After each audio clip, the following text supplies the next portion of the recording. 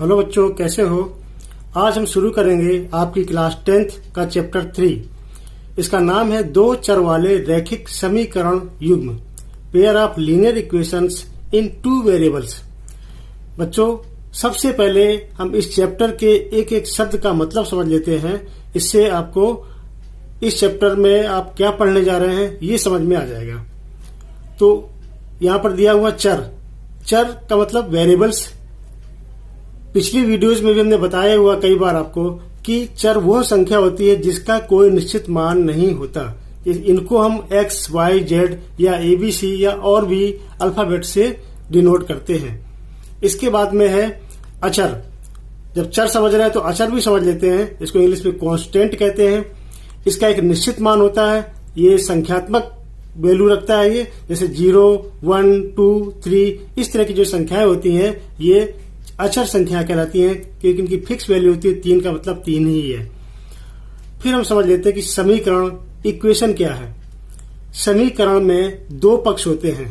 इसकी दो साइड होती हैं, LHS और RHS। बीच में बराबर का इक्वल का साइन होता है, जैसे ax plus b equal to 0 या 6y minus 3 equal to 2y plus 5। अब जैसे ax plus b equal to 0 है, अगर यहाँ पर हम सिर्फ ax प्लस b की बात करें तो ये समीकरण नहीं है, ये केवल व्यंजक है। जब बराबर करके हम इधर कुछ भी लगा देते हैं, 0 या कोई भी चर या अचर, तो ये एक समीकरण बन जाता है। इस तरह से ये एक एग्जाम्पल हो गया। फिर इसके बाद हम समझ लेते हैं कि रैखिक समीकरण क्या है। लीनियर इक्वेशन, चर की अधिकतम घात 1 होती है। इसमें जो है रैखिक समीकरण में हमें ये देखना है कि चर की अधिकतम घात इसकी 1 होती है और इसको हम डिग्री भी कहते हैं। जैसे ax plus by plus c equal to 0। यहाँ पर जो चर x है इसकी जो अधिकतम घात 1 है, इसमें भी y की 1 है। तो इस तरह से इस पूरे समीकरण की जो घात है, जो डिग्री है, वो 1 है, इसलिए रैखिक समीकरण है। अगर अधिकतम घात 2 होती तो इसको हम द्विघात समीकरण कहते हैं, क्वाड्रेटिक इक्वेशन। इसके बाद अगला शब्द है इसमें युग्म। युग्म को हम कहते हैं पेयर। पेयर मीन्स जोड़ा। तो जोड़े का मतलब ये हुआ कि हम एक जैसे चर वाले दो समीकरण जब ले लेते हैं तो हम उनको कहते हैं pair. 2x plus 3y minus 8 equal to 0 और इसी तरह का दूसरा समीकरण हो गया 5x minus 2y plus 7 equal to 0। तो इसमें भी x और y दो चर हैं और इसमें भी सेम चर है x और y वाले। मान लो यहाँ पर p और q होते तो ये जो है समीकरण का युग्म नहीं होता, क्योंकि यहाँ पर चर x और y है और वो p और q होता। तो हमें ये ध्यान रखना है कि युग्म तभी कहते हैं जब वो एक जैसे चर वाली संख्याएं हों। अब हम इस चैप्टर के कुछ महत्वपूर्ण तथ्य, इंपॉर्टेंट फैक्ट्स भी समझ लेते हैं।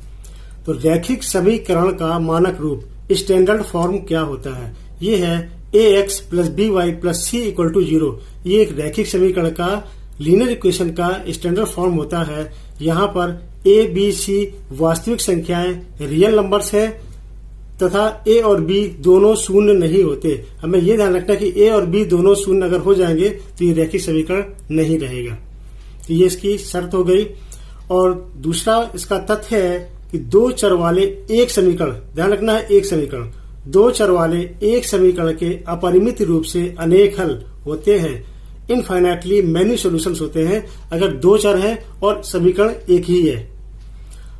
और दो चर वाले समीकरण का अगर हमें हल चाहिए तो बच्चों उसके लिए हमें दो समीकरण भी चाहिए। तो ये हमें ध्यान रखना है।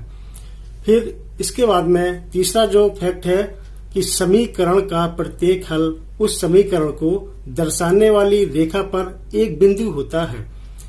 Every solution of the equation is a point on the line representing it।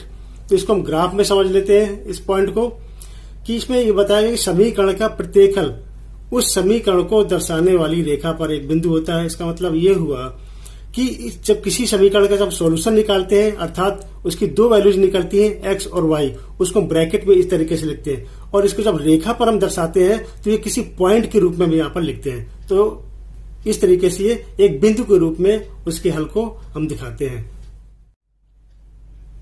तो बच्चों, आपने इस चैप्टर के बेसिक्स समझ लिए हैं। अब हम एक्सरसाइज 3.1 शुरू करते हैं। इसका पहला क्वेश्चन है, आफताब अपनी पुत्री से कहता है 7 वर्ष पूर्व मैं तुमसे 7 गुनी आयु का था। अब से 3 वर्ष बाद मैं तुमसे केवल 3 गुनी आयु का रह जाऊंगा। इस स्थिति को बीजगणितीय एवं ग्राफीय रूप में व्यक्त कीजिए। हमें इसको एल्जेब्रिकली और ग्राफिकली दोनों ही रूप में रिप्रेजेंट करना है इस क्वेश्चन को। बच्चों, ऐसे क्वेश्चन को हमें 2-3 बार ध्यान से पढ़ना होता है, एक एक सेंटेंस को बहुत ध्यान से पढ़ना होता है और तब हम इसके सॉल्यूशन को स्टार्ट करते हैं। अब यहाँ पर आफताब और पुत्री 2 लोग हैं, तो हम क्या करेंगे कि हम इन दोनों की आयु को हम चर के रूप में मान लेंगे। माना आफताब की आयु बराबर x वर्ष और उसकी पुत्री की आयु बराबर y वर्ष। अब 2 केस है यहाँ पर। पहले केस में आफताब अपनी पुत्री से कहता है कि 7 वर्ष पूर्व मैं तुमसे 7 गुनी आयु का था। यहाँ पर हम रुक जाते हैं और इसके हिसाब से हम अपनी इक्वेशन को बनाते हैं। अब आफताब की आयु हमने x वर्ष मानी हुई है, तो 7 साल पहले आफताब की आयु कितनी रही होगी? x से 7 साल पहले, तो ये हो जाएगा x माइनस 7, क्योंकि आज वो x साल का है तो 7 साल पहले हम उस पर 7 माइनस कर देंगे। इसी तरह से हम पुत्री की आयु भी 7 वर्ष पूर्व निकालेंगे, तो पुत्री की आयु हो जाएगी y माइनस 7। अब आगे हम कंडीशन लगाते हैं। वो कहता है कि 7 वर्ष पूर्व मैं तुमसे 7 गुनी आयु का था। ये जो है, अब यहां पर हम क्या करेंगे, देखो ध्यान से देखना है इक्वेशन हम कैसे बनाएंगे। हमने यहां पर 7 वर्ष पूर्व आफताब की आयु लिखी और इधर की तरफ 7 वर्ष पूर्व पुत्री की आयु लिख ली।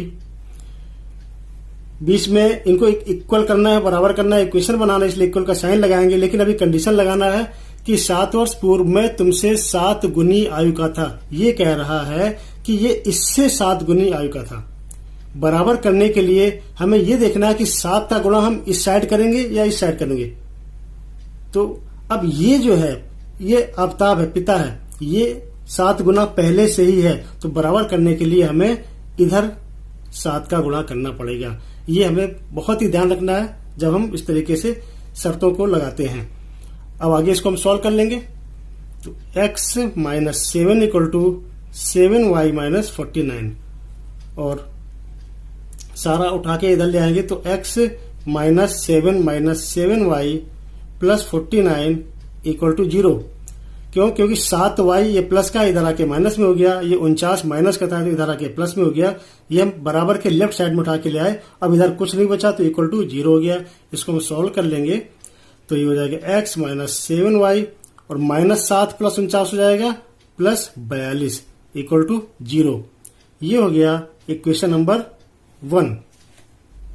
अब दूसरा केस है कि अब से 3 वर्ष बाद मैं तुमसे केवल 3 गुनी आयु का रह जाऊंगा। तो हम क्या करेंगे, 3 वर्ष बाद आफताब की आयु और पुत्री की आयु लिखेंगे। तो क्योंकि आफताब की आयु हमने x मानी थी तो 3 वर्ष बाद हो जाएगी x प्लस 3, 3 प्लस कर देंगे, और पुत्री की आयु क्योंकि y मानी थी तो ये हो जाएगा y प्लस 3, y में 3 प्लस कर दिया।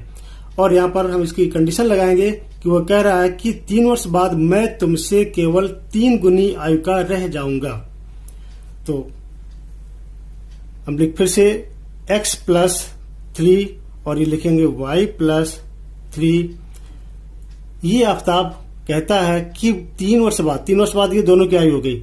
ये कह रहा है कि मैं तुमसे 3 गुनी आयु का रह जाऊंगा। तो ये 3 गुनी आयु का रह जाएगा। इसका मतलब बराबर करने के लिए हमें इसमें 3 से गुणा करना पड़ेगा इधर की तरफ, तो ये ध्यान रखना है। और फिर आगे हम सॉल्व कर लेंगे तो x plus 3 equal to 3y plus 9। ये सारे कुछ उठा के इधर ले आएंगे तो x plus 3 minus 3y minus 9 equal to 0। ये दोनों संख्या प्लस की है, इधर आके माइनस में होगी। और x माइनस 3y और 3 में से जब 9 माइनस करेंगे तो आएगा माइनस 6 इक्वल टू 0। ये हो गया सेकेंड इक्वेशन। तो बच्चों ये जो है बीजगणितीय रूप में हमने व्यक्त कर दिया। ये पहला इक्वेशन हमने दिखा दिया था और ये इसका सेकेंड इक्वेशन हो गया। तो एक आंसर तो ये आ गया। अब इस स्थिति को हमें ग्राफी रूप में भी दर्शाना है, तो हम क्या करेंगे, समीकरण 1 को लेकर x और y की कम से कम 2 वैल्यू निकालेंगे और एक टेबल में लिखेंगे। इसी तरह से समीकरण 2 को लेकर हम कम से कम 2 वैल्यू निकालेंगे x और y की, इसको भी हम एक टेबल में लिखेंगे और उन टेबल की सहायता से अपने ग्राफ को बनाएंगे। अब हम समीकरण 1 से x की 2 वैल्यू निकालेंगे, इसके 2 मान निकालेंगे। तो समीकरण 1 है x minus 7y plus 42 equal to 0। तो माइनस 7y प्लस 42 को हम उधर की साइड ले गए, तो ये हो गया x equal to 7y minus 42। Minus का था उधर जाके प्लस में हो गया, और ये प्लस में था उधर जाके माइनस में हो गया। अब हमें y की ऐसी वैल्यू रखना है जो ये पूरा सॉल्व हो जाए। तो y की जगह पर अगर हम 6 रख दें तो ये हो जाएगा 7 इंटू 6 माइनस 42, तो 7 42 माइनस 42 इक्वल टू 0। तो y की वैल्यू अगर हमने 6 रखी तो जो x की वैल्यू आ गई 0। इसी तरह से हम एक वैल्यू और रख लेते हैं, मान लो 7 रख लेते हैं। आप कुछ भी मान रख सकते हो, लेकिन हमें ये ध्यान रखना है कि जो x का मान वो भी उसके आसपास ही निकले। तो इसीलिए अगर हम y की जगह पर 7 रखते हैं तो 7 7 49, और 49 में से 42 माइनस करेंगे तो यह आ जाएगा 7। तो y की जगह पर 7 रखा, ये होगा 7 इंटू 7 माइनस 42, तो 49 माइनस 42, और ये भी आ गया 7। इस तरह से ये वैल्यूज लगभग पास निकल गई। अब हम समीकरण 2 को सॉल्व करेंगे।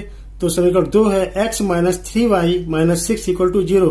तो यहाँ पर माइनस 3y माइनस 6 को हम उधर ले जाएंगे, तो हो जाएगा x इक्वल टू माइनस का है तो हो जाएगा प्लस का, प्लस लिखेंगे नहीं 3y, और ये भी हो जाएगा प्लस 6। अब इनकी वैल्यू सोचते हैं y की और अपने टेबल में लिखेंगे इसको। y की वैल्यू कुछ ऐसा सोचो जो x का मान भी उसके आसपास ही निकले। अगर हम y की वैल्यू रख दें -3, तो 3 इंटू माइनस 3 प्लस 6, तो हो जाएगा 3 इंटू माइनस 3 हो जाएगा -9 प्लस 6, तो ये भी आ जाएगा -3। तो जो x की वैल्यू है वो भी -3 ही आएगी। और अगर y की वैल्यू रखते हैं -2, तो ये x निकल जाएगा 3 इंटू माइनस 2 प्लस 6, तो 3 का जब -2 से मल्टीप्लाई करेंगे तो हो जाएगा -6 प्लस 6, तो ये 0 आ जाएगा। तो y की वैल्यू हमने रखा -2 और ये x आ गया 0। ये वैल्यूज थोड़ी आसपास निकल गई। रखने को तो आप प्लस की वैल्यू भी रख सकते थे कि अगर हम 1 रखते तो फिर दूसरी वैल्यू जो है ये x की वैल्यू 9 निकल जाती, थोड़ा ग्राफ हमारा बड़ा बन जाता। इसलिए हमें थोड़ा सा वैल्यूज जो रखनी है वो सोच समझ कर रखनी होती है। अब हमने एक ग्राफ पेपर लिया, उसमें हमने x और y बना लिए। आप जानते हो कि जो पड़ी लाइन होती है उसको हम x अक्ष यानी भुज कहते हैं, और खड़ी लाइन को y अक्ष यानी कोटि कहते हैं। तो ये ध्यान रखना है, x अक्ष और y अक्ष जिस बिंदु पर काटते हैं उसको हम कहते हैं मूल बिंदु। याद रखना, मूल बिंदु कहते हैं इसको, इंग्लिश में ओरिजिन कहते हैं। और मूल बिंदु के जो निर्देशांक होते हैं वो 0 0 होते हैं। और कुछ चीजें और बता देते हैं आपको ग्राफ के बारे में कि जो अब देखो ये x अक्ष और y अक्ष इस पूरे ग्राफ को 4 पार्ट में डिवाइड कर रहा है। तो पहला पार्ट यहां से स्टार्ट होता है, इसको हम कहते हैं फर्स्ट क्वाड्रेंट, प्रथम चतुर्थांश। ये सेकेंड क्वाड्रेंट, द्वितीय चतुर्थांश। ये थर्ड क्वाड्रेंट, तृतीय चतुर्थांश। और ये है फोर्थ क्वाड्रेंट, चतुर्थ चतुर्थांश। तो इसको भी आपको याद रखना है, बेसिक चीज है, भूलना नहीं है। ग्राफ से संबंधित जो भी बेसिक चीजें हैं ये आपको हमेशा याद रहनी चाहिए। अब हमने इनमें नंबरिंग की हुई है, हर तरफ 7 तक हमने काउंटिंग लिख दी है। क्यों? क्योंकि हमारी जो वैल्यूज थी, मैक्सिमम वैल्यू थी वो थी 7, इसलिए ग्राफ में हमने 7 तक के नंबर हमने लिख दिए। हमेशा ध्यान रखना है कि काउंटिंग जो स्टार्ट होती है, जो हम लिखते हैं इसमें, वो मूल बिंदु से शुरू करते हैं। मूल बिंदु से जब हम इधर की तरफ लिखते हैं तो ये संख्याएं प्लस की होती हैं, जब ऊपर की तरफ लिखते हैं तो ये भी प्लस की होती है। जब हम उल्टे हाथ की तरफ लिखते हैं तो इनको फिर माइनस लगा के लिखते हैं, -1 -2 -3 इस तरीके से लिखते हैं। और जब नीचे लिखते हैं तो इनमें भी माइनस ही लगा के लिखते हैं, -1 -2 -3। तो हमें यह ध्यान रखना है कि अपनी जो नंबरिंग शुरू करनी है वो हमेशा मूल बिंदु से शुरू करते हैं। चलिए अब हम अपने ग्राफ में इन वैल्यूज को दर्शाते हैं। तो पहली वैल्यू है 0 अब देखो x का मान है 0 और y का मान है 6, तो हमें लिखना है 0 6 को हमें अपने ग्राफ में दर्शाना है। हमेशा मूल बिंदु से स्टार्ट करेंगे। यहां से x की वैल्यू 0 है, इसका मतलब हम x की तरफ नहीं बढ़ेंगे, और y की वैल्यू थी 6, तो y एक्सिस ये है और वो प्लस में है, इसलिए हम ऊपर 6 तक जाएंगे। तो ये जो हमारा यहाँ पर एक पॉइंट लिखेंगे और इधर पर हम लिख देंगे ब्रैकेट में 0,6। इसके बाद जो दूसरी वैल्यू है वो है 7 x की वैल्यू भी 7 और y की वैल्यू भी है 7। तो फिर हम यहाँ सर मूल बिंदु से स्टार्ट करेंगे, x की तरफ 7 तक जाएंगे, जो हमने निशान लगाए हुए हैं 1-1 सेंटीमीटर के डिफरेंस में, तो x में 7 और इसके बाद y की वैल्यू भी 7 है, प्लस में है, तो वो प्लस में ऊपर की तरफ जाएंगे। तो 7 के सामने यहाँ पर, तो इस तरीके से यहाँ पर लिख देंगे हम 7,7 और हमने इन दोनों बिंदुओं को स्केल से मिला दिया। तो ये हमारे पहले समीकरण का ग्राफिकल रिप्रेजेंटेशन हो गया। इसी तरह से जो दूसरी इक्वेशन है ये है -3 और 0 -2। तो पहले -3 को दर्शाएंगे, फिर 0 -2 को दर्शाएंगे। ये हमने पहले से बना के रखा हुआ जिससे कि टाइम वेस्ट ना हो। तो पहले हम x में चलेंगे -3, ये आ गया, और y में भी -3, तो y में -3 है। तो इस तरह से -3 और -3, तो ये एक पॉइंट हो गया। -3 का यहाँ पर लिख देंगे ब्रैकेट में, और है 0 -2, तो x में हमें नहीं जाना, और y में है -2, तो नीचे की तरफ आके ये पॉइंट हो गया हमारा 0 -2 का। और इस तरह से अपने स्केल से हम इसको भी मिला देंगे और दोनों तरफ एरो हेड का साइन लगा देंगे। ये दूसरे समीकरण का भी ग्राफीय निरूपण हो गया। और आप देख रहे हो कि एक सीधी रेखा बन रही है। इसका मतलब ये हुआ कि रैखिक समीकरण का जो ग्राफीय निरूपण होता है वो एक सीधी रेखा में ही होता है। बच्चों, उम्मीद है आपको ये सॉल्यूशन बहुत अच्छे से समझ में आ गया होगा। मैथ की लगातार प्रैक्टिस करते रहें। अगर आपने हमारे चैनल को सब्सक्राइब नहीं किया है तो सब्सक्राइब जरूर कर दें, और मिलते हैं अगले वीडियो में।